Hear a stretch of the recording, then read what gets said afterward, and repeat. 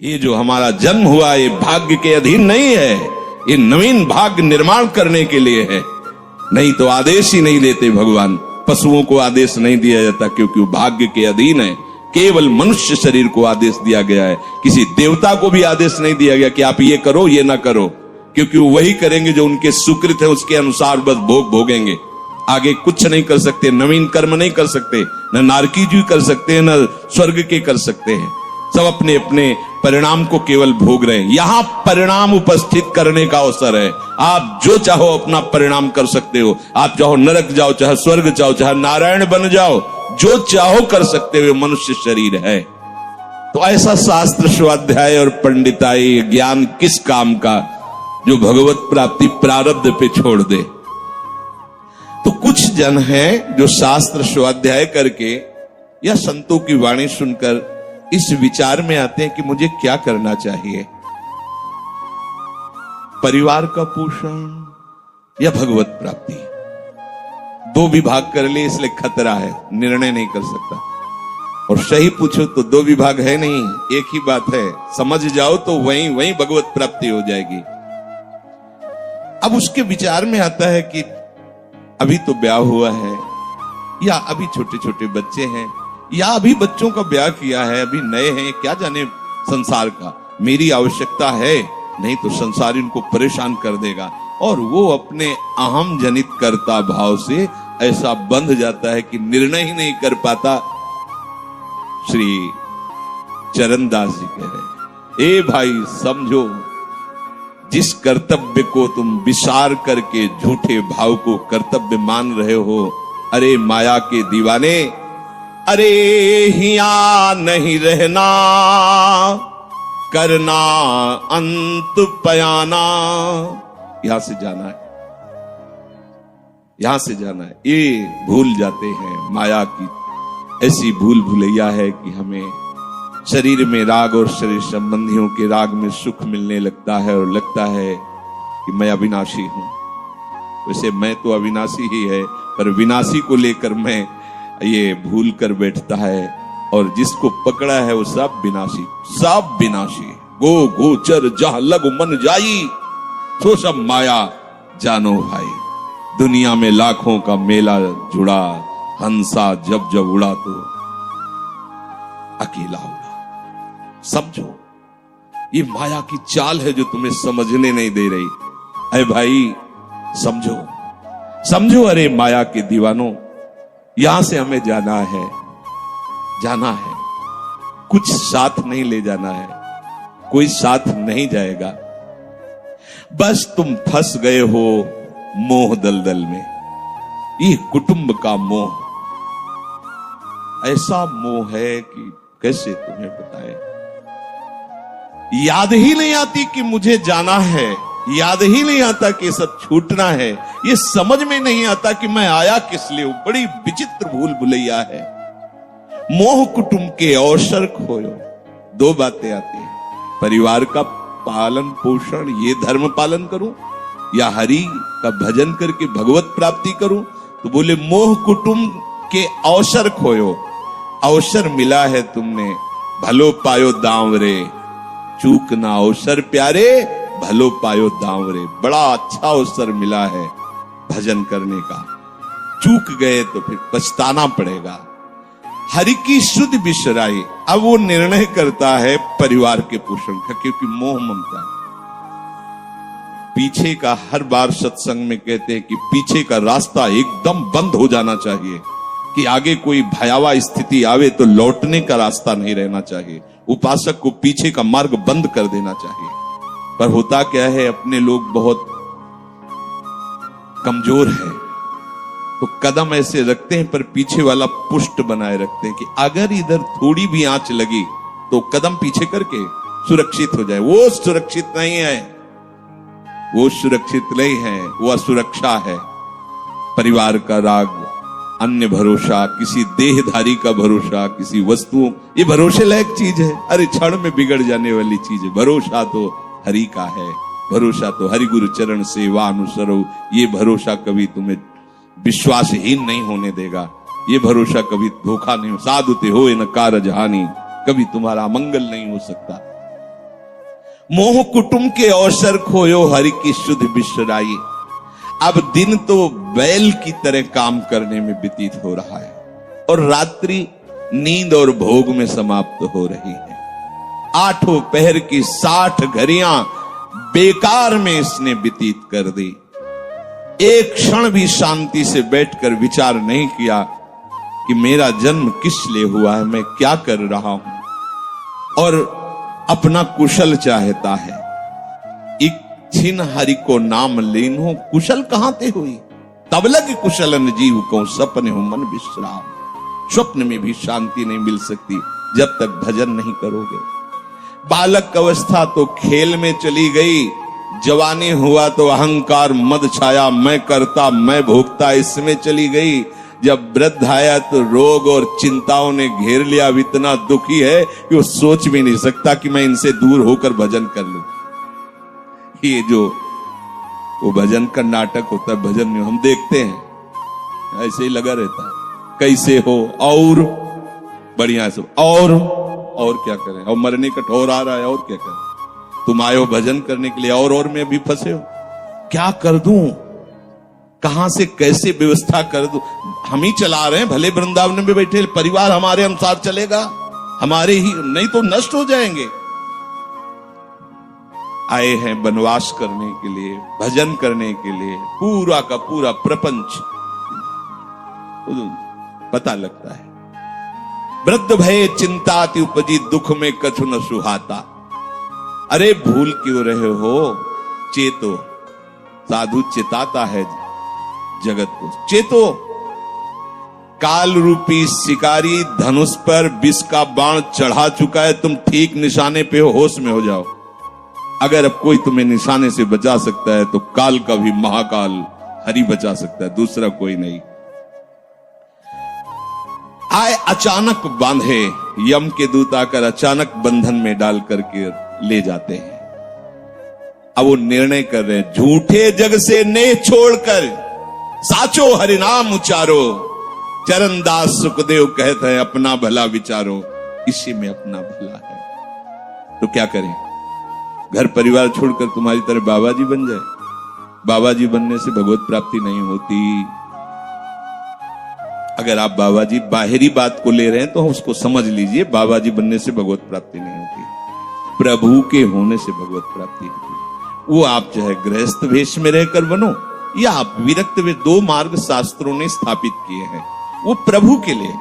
अगर वेश बदल लिया है और परिवार का राग है, भोगों का राग है, संसार की सत्यता का भान हो रहा कि सब सत्य है, कोई फर्क नहीं पड़ता। वेश परिवर्तन से कोई फर्क नहीं पड़ता।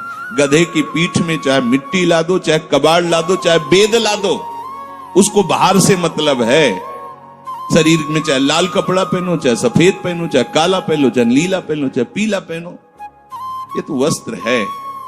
आपका उद्देश्य क्या हुआ, आपका अपनापन कहां गया, ये खास बात है। कहीं ऐसा नहीं लिखा कि बाबा जी बनने से वो मोक्ष पद प्राप्त, नहीं।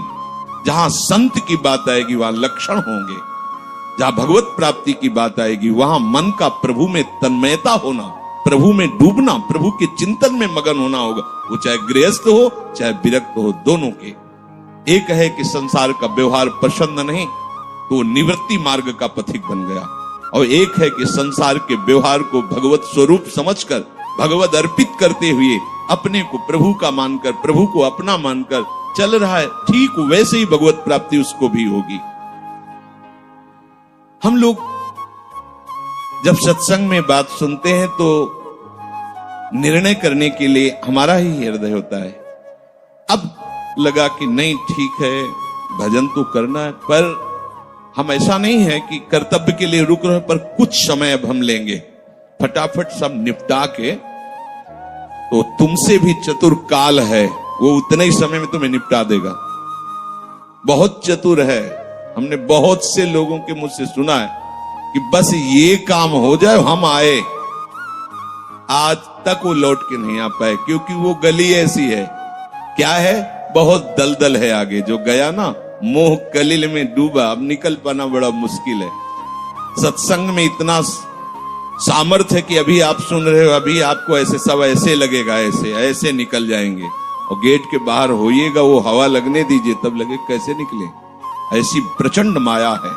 इसीलिए तनहि राख सत्संग में तो मन ही प्रेम रस भेयो। तब मन प्रेम रस में बराबर सत्संग होता रहे, बराबर साधु संग मिले। ऐ साधु, ये तमाशा है, तमाशा बस 2 घड़ी का तमाशा है। यहां जितने इकट्ठे हुए हो ये सब मिल नहीं सकते। माता पिता भाई बंधु सब बिछुड़ते चले जा रहे हैं। जो ही आकर सब इकट्ठे मिले हो, ये कभी इकट्ठे नहीं रह सकते। ये कुछ समय का है। संतों ने इसे 2 घड़ी का ऐसे ऐसे व्यतीत हुआ। हम लोग परिवार को अपना मैं मानकर, मेरा मानकर के जो पोषित कर रहे हैं, वो कुछ समय के लिए है। जैसे नाव नदी के ऊपर बाट बटाऊ आए, मिल मिल जुदे होए पल माही आप को जावे। जैसे नदी पार करने के लिए 50 लोग इकट्ठे हुए नाव में बैठे, नाव किनारे पहुंचे, सब अपने अपने मार्ग को चले जाते, कोई किसी का साथ नहीं देता है। ऐसे ही मृत्यु का समय आया। आप कितना भी प्यार करो, वो लौट के आपसे पूछने के लिए नहीं आएगा आप कैसे हो, या आपने कितना भी सबके लिए किया है, मोह से युक्त होकर अपना जीवन, विशेष जीवन आपने दे दिया, लेकिन आपकी क्या दुर्गति होगी किसी को कोई परवाह नहीं है। फूंक ताप के 10-5 दिन में वो जो दिन क्रिया हुई, इसके बाद सब मौज मस्ती में होते हैं। कोई तुम्हारा चिंतन, कोई तुम्हारा नाम नहीं लेगा, कोई तुम्हारे लिए आंसू नहीं बहाएगा। वो अगर कोई रोता है तो हमने सुना है कैसे रोता है। आज तक हमने जो कहा वही इन्होंने पूरा किया, मतलब अपनी कामनाओं की पूर्ति के लिए रोता है। अब कौन हमारी बात सुनेगा। तुम कितना हमें चाहते थे, कोई नहीं उतना चाहता। क्या कह के रो रहा है, क्या कह के रो रहा है? अपनी कामनाओं की, स्वार्थ की पूर्ति के लिए रो रहा है, तुम्हारे लिए नहीं रो रहा वो। ये भगवान का बगीचा है संसार, रंग बिरंगे फूल हैं। कुछ तो कली ही मुरझा कर नष्ट हो जाती है, कुछ फूल खिलकर नष्ट हो जाते हैं, कुछ में ऐसी सुगंध आती, थोड़ा सुगंध फैलती, वो भी नष्ट हो जाते हैं। ये बगीचा केवल देखने में सुहावना लगता है बड़ा भयावना। इसमें मृत्यु का तांडव हो रहा है। आप देखो, प्रतिपल मृत्यु भयावा, पर कैसी माया है। सामने वाला पतिंगा जला, फिर भी वो जाके उसी में जलता है। ऐसे फूंक के आ रहे हैं एक को, और उनको ये वैराग्य नहीं हो रहा कि मेरे शरीर की भी यही दशा होनी, मुझे कुछ कर लेना चाहिए। ऐसी कुछ कर लेना चाहिए जिससे हम कालातीत अवस्था को प्राप्त हो जाए। क्यों नहीं कर पाता? दारा सुत संपत्ति को सुख, ज्यों मोती ओस बिलावे। यहाँ ही मिले और यहाँ ही नासे, ता क्यों पछतावे। अरे भाई, ये पुत्र परिवार का मिलन और ये सुख ऐसा है जैसे पत्ते में ओस की बूंद, कितने सेकंड में ढल जाएगी कुछ पता नहीं। ऐसे ही ये है। बड़े हर्षित हो रहे हैं, बाजे बजवा रहे हैं, बहुत दिनों बाद लड़का हुआ है, फूले नहीं समा रहे, और काल की अवधि बहुत अलु खत्म। अब वो बूंद जो है पत्ते में गिर गई। अब किस बात को लेकर यहां खुशी मनाई जाए, किस बात को लेकर हम यहां गर्व करें? बहुत सावधानी की जरूरत है। जो यहां मिला वो यहीं छूट जाएगा। आप जब जाओगे तो आपके साथ हरि भजन वो किया नहीं, आपके साथ ही हरि उनको माना नहीं।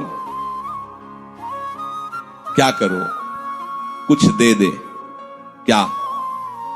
सबको सुख देने की भावना, सब में प्रभु की भावना, जो भी तुम्हारे पास मन वचन कर्म से प्राप्त हुआ है वो सबको सुख देने के लिए है। सब में प्रभु है। ये बात समझ में नहीं आएगी, सबको क्यों सुख दें? क्योंकि सुख मिलना है। आप सिद्धांत समझो, आप सबके सुखों को खींच करके उनको दुख देकर सुखी होना चाहते हो, तो वो दुख लौट कर बड़ा भारी रूप रख करके आपको भोगना पड़ेगा। आप दूसरे को सुख दिए तो सुख लौट के बड़ा भारी सुख आपको देगा। ये सिद्धांत समझो ना, पर समझ ठीक है नहीं। तो हम दूसरे को दुख दे करके अपने को सुखी मानना चाहते तो वो दुख बहुत बड़ा रूप रख के आता है और हम दुखी हो जाते हैं। नहीं, आज तक तो सब लोग सुख के लिए ही कर रहे हो, तो सुखी हो जाना चाहिए। मतलब गलत है, कहीं ना कहीं सिद्धांत गलत है। सत्संगति को लाभ बड़ो है, साधु भक्त समझावे, चरण दास ही राम सुमिर ले, गुरु सुख देव बतावे। चरणदास जी कह रहे, तुम्हारा परम हितकारी हरि है, उसी से नेह लगा लो, सदगुरु के वचनों पर विश्वास करो, प्रभु के नाम का निरंतर रटन करो। अब ये बात हमारी समझ में आई सत्संग के द्वारा कि हमारे जीवन के जो दो उद्देश्य बन रहे थे कि एक तो क्या करें, परिवार का पोषण करें या हरि भजन करें। तो दो भाव जो बने थे उनको तो मिटा दो, दो है ही नहीं। घर गृहस्थी में जो है बिल्कुल उसे बंधनकारी मत समझो, प्रभु का सब कुछ मानकर नाम सुमिरन करते हुए जो सेवा करो। अरे बड़ा आनंद आता है। आपको लगता है कि बैठकर भजन होता है, बिल्कुल ये मन की चाल है, नहीं होता। मन को भजन में नहीं लगाओगे तो चाहे पड़े रहो चाहे बैठे रहो, भजन नहीं होने वाला। और अगर भजन में लगाओगे तो फावड़ा चलाते हुए भजन होगा। जब नाम का अभ्यास करना था तो नई अवस्था थी, तो गुरुजन हर समय सेवा में लगाए रहते थे। बड़ी बड़ी पत्थर की शिलियां आश्रम में थी, उठा उठा कर उनको जमा कर खोद के बराबर करना, तुलसी का बगीचा लगाना, गेंदे का बगीचा लगाना, और वृक्षों को हैंड पैप से भर भर के पानी 100 बाल्टी खूब सींचना खूब, और उसमें भी नाम स्मरण करना। और जो पूर्व सदगुरुदेव भगवान थे, बड़े ही बाहरी कठोर नियम वाले, और उस समय नाम का अभ्यास उसी समय करवाया गुरुदेव भगवान ने। ऐसे पूरे में सोने लगाना, पर गुरुदेव भगवान की कृपा से समझ में आया। तो हमें लगता है कि कोई भी काम करते हुए भजन हो सकता है, कोई भी। अरे जब युद्ध हो सकता है तो और क्या बात है। अब बोलो आपका निर्णय कि मैं परमार्थ में जाऊं या व्यवहार ठीक करूं। हम कह रहे हैं वो व्यवहार ही परमार्थ बना लो ना, भागने की जरूरत कहाँ है। और जब आपकी अरुचि बढ़ेगी, वैराग्य बढ़ेगा, तो तुम्हें कोई रोक नहीं पाएगा। वो तो स्थिति आएगी, और अगर इस स्थिति के लिए बिना तुम भागोगे तो यहां के वही प्रपंच करोगे, यहां भी वही प्रपंच करोगे, भजन नहीं होगा। तो पहले तो साधक को इस बात को लेकर संदेह होता है कि संसार का व्यवहार करना कर्तव्य है या भजन करके भगवत प्राप्ति करना कर्तव्य। अब उसका सत्संग के द्वारा निर्णय होता है, चाहे शास्त्र का चाहे संतों का, कि नहीं नहीं मुझे तो इस जन्म में भगवत प्राप्ति करनी है। संसार के इन सब कार्यों को तो बहुत जन्मों में किया है, अब इस जन्म में भगवत प्राप्ति करनी है। ऐसा निर्णय सत्संग से होता है। जब ऐसा निर्णय हुआ तो भोग उसे कड़वे लगने लगे। ये शरीर का विलास, इंद्रियों का विलास उसको एक दुखद लगने, कैसे छोड़ूं, कैसे हटूं। अब उसी को वैराग्य कहते हैं। अब उसके अंदर वैराग्य बढ़ने लगा। जब वैराग्य बढ़ने लगा तो वो प्रभु की तरफ चलने के लिए उतावला हुआ। अब उसके सामने प्रभु की तरफ चलने के लिए जो बताने वाले वो शास्त्र हैं और वो संत जन हैं। अब इतने संत जन हैं कि उनकी सबकी अलग अलग साधना है, अलग अलग उपासना है। इतने शास्त्र हैं कि उनकी अलग अलग धाराएं हैं, और बिना इसके कल्याण नहीं होगा। सब कोई कहता है हमारा मार्ग ठीक है, सब सिद्धांत कहते हैं इससे भगवत प्राप्ति, इससे भगवत प्राप्ति, इससे ऐसा, इससे। वो साधक फंस जाता है कि चलूं तो किस में चलूं। उसके सामने साध्य और साधन विषयक तरह तरह के भेद साधकों के द्वारा, संतों के द्वारा, भक्तों के द्वारा डाले जाते हैं सामने। फिर शास्त्र को पढ़ता तो बहुत सी बातें शास्त्र में निकलती हैं, और वो बेचारा परेशान हो जाता है कि अब मैं क्या करूं। संसार का तो सत्संग के द्वारा समझ लिया कि ये ठीक नहीं, मुझे भगवत प्राप्ति, पर कैसे भगवत प्राप्ति करूं। अब इसका निर्णय करना उस नवीन साधक के लिए बहुत कठिन होता है। परंतु भगवत कृपा का वो जिसने आश्रय ले लिया वो यहां टिकता नहीं है। इस संशय में परमार्थ भगवत कृपा से पुष्ट होता है। सबसे पहले प्रभु हरि को गुरु बनाना चाहिए। वही सबके गुरु हैं। जब हम घर से निकलने की सोच रहे हैं, उस समय वो सोच भी गुरु दे रहा है, वो हरि गुरु उस समय सोच भी दे रहा है वही। तो जब हमारी ऐसी स्थिति आती है कि हम निर्णय नहीं कर पाते, तो अंदर से प्रभु को पुकारना चाहिए, हे गुरुदेव हरि, आप प्रकट रूप में मिलो और मेरा समाधान करो। अब जो ही वो अंदर से ऐसी दशा में प्रभु की शरण होकर के पुकारता है, तो भगवत कृपा उसे सदगुरुदेव के रूप में प्राप्त हो जाती है। ये ओहो, जो मैं खोज रहा था वो मिल गया। वो अंदर से भगवान उसको वहां पहुंचा देते हैं, वो बात सुनवा देते हैं, वो संयोग बैठाल देते हैं, जिससे उसके सारे संशय नष्ट हो जाते हैं। अब वो संपूर्ण शास्त्र और संपूर्ण संतों के मत को प्रणाम करके अपने गुरुदेव की आज्ञा पर चलने लगता है।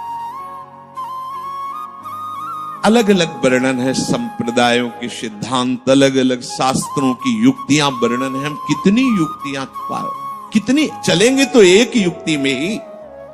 तो इतनी बात समझ लेना है कि हम प्रभु के अंश हैं, इसमें किसी भी संप्रदाय का कोई कटाक्ष नहीं। जीव प्रभु का अंश है, इसमें किसी भी संप्रदाय की कोई टिप्पणी नहीं है ना, ठीक है। दूसरी बात, संसार भगवान की माया है, सब संप्रदाय है ना, तो इस माया को त्यागना है। बात समझ में आ गई। तीसरी बात है, भगवत प्राप्ति करनी है। ये तीन बातें किसी भी संप्रदाय में कहीं भी कोई काट नहीं इनकी। हम प्रभु के अंश हैं, ये संसार माया के द्वारा रचित है। संसार का, संसार के भोगों का त्याग करने वाला ही भगवत प्राप्ति के योग्य होता है। भगवत प्राप्ति करना हर संप्रदाय का लक्ष्य है, चाहे वो उपासना कुछ भी हो। संसार का त्यागना हर संप्रदाय का लक्ष्य है। कोई भी आप शास्त्र सिद्धांत या संप्रदाय देखिए, संसार के भोगों का, संसार की आसक्ति का त्याग, और हम प्रभु के हैं, ये सिद्ध बात है। किसी भी संप्रदाय में हो, जीव भगवान का अंश है, ये निश्चित बात है। तो ऐसा निर्णय गुरुदेव की कृपा से स्वाभाविक हो जाता है कि अब सब सिद्धांतों को भले सुन ले, लेकिन हमें चलना का हमें पता है। हमारे गुरुदेव ने हमें बता दिया है, हमारे माई श्यामा जी को राज, हमें चलना। राहो को काहू मने दिए, पर मेरे प्राणनाथ श्री श्यामा शपथ करो दृढ़ छिए, मन क्रम वचन त्रिशुद्ध सकल मत, हम श्री हित हरिवंश उपासी, हा हरि रा राधा वा वृंदावन सा सहचरी। साधक की बुद्धि गुरुदेव के प्रताप से उपासना में निश्चल हो जाती है। एक एक बात को समझिए। प्रभु कह रहे, जिस काल में शास्त्रीय मत भेदों से विचलित हुई तेरी बुद्धि निश्चल हो जाएगी, परमात्मा में अचल हो जाएगी, उसी काल तू योग को प्राप्त हो जाएगा। कैसे होगी निश्चल? अगर हम शास्त्रों में भटकते रहो, कई बार समझने के बाद भी ये निश्चय होता था कि ये आश्रय ठीक है या अहम ठीक है। क्योंकि जब एको हम बहुश्यामा वही ब्रह्म बहुत रूप, मैं भी तो ब्रह्म हूं ना। मैं भ्रम से अपने को अंश मान रहा हूं, भ्रम से अपने को जीव मान रहा हूं, भ्रम से अपने को शरीर मान रहा हूं, वही हूं। सेवक से विभाव बिन भव न तरी उर्गार। काकभूषण जी कह रहे, बिना सेवक और स्वामी के भाव के संसार से तरा नहीं जा सकता। एक में है सेवक स्वामी भाव के बिना नहीं तरा जा सकता, और एक है कि जब तक सेवक स्वामी भाव भेद है तब तक अविद्या है, अविद्या है तो मोक्ष नहीं। बड़ा झंझट है, बड़ी समस्या है। उसका समाधान केवल गुरुदेव के वचन से, मोक्ष मूलम गुरु, वो बता दे, ऐसे चलो बस। दूसरे के लिए सुनना, दूसरा कोई गलत नहीं है।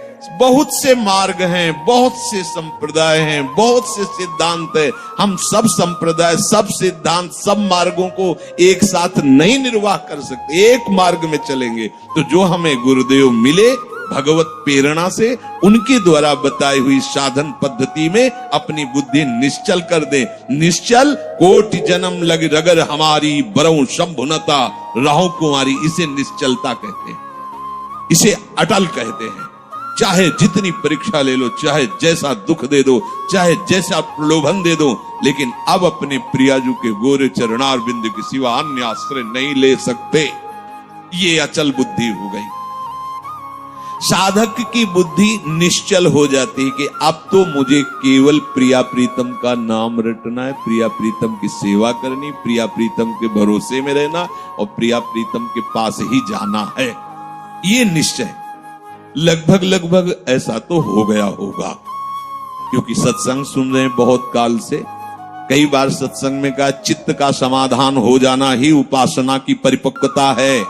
यदि आपसे कोई प्रश्न करे कि आपका उपासना का स्वरूप क्या है, तो श्री राधाजुग चरण निवास, बस आगे कुछ है ही नहीं। हमारा केवल उपास्य तत्व प्रेम, प्रेम का मूर्तिमान स्वरूप लाडली लाडली के गोरे चरणारविंद, बस। भजन साधन ये सब उनकी कृपा से हो रहा है। हमारा लक्ष्य केवल लाडली, भरोसा केवल लाडली, अपनापन केवल लाडली। अभी जीत गए, अभी जीत गए। ज्यादा जैसी तरिवंश प्रपंच बंच सब काल ब्याल को खायो, यह जिए जान श्याम श्यामापद कमल संग सिर नायो। मुझे प्रियालाल को प्राप्त करना ये दृढ़ निश्चय हुआ गुरुदेव की कृपा से। ऐसा दृढ़ निश्चय होने वाली बुद्धि को अचल कहते हैं। जब दृढ़ निश्चय हो जाता है तो साधन अब सिद्धावस्था में परिणित होने लगता है। ध्यान रखना, जब तक ये करें कि ये करें कि ये करें कि ये करें ऐसा चलता रहता है, तब साधक रहता है। और जब ये निश्चय हो गया है, अब उसका साधन सिद्धावस्था की तरफ जा रहा है, क्योंकि अब उसको निश्चय की जरूरत नहीं, वो हो चुका है। प्यारे जो वृंदावन धाम, नाम रूप लीला उनके गुणों का गायन, ये हमारा तय हो चुका है। इसमें कोई मिलावट नहीं होगी। अब साधन नहीं हो रहा, अब वो धीरे धीरे परिपक्व हो रहा है, गाढ़ हो रहा है, वो सिद्धावस्था की तरफ जा रहा है। तभी प्रभु कह रहे हैं कि बुद्धिस्तदा योग मवाप्स्यसि। अब वो योग को प्राप्त हो रहा है। निश्चय हो गया, अब योग को प्राप्त।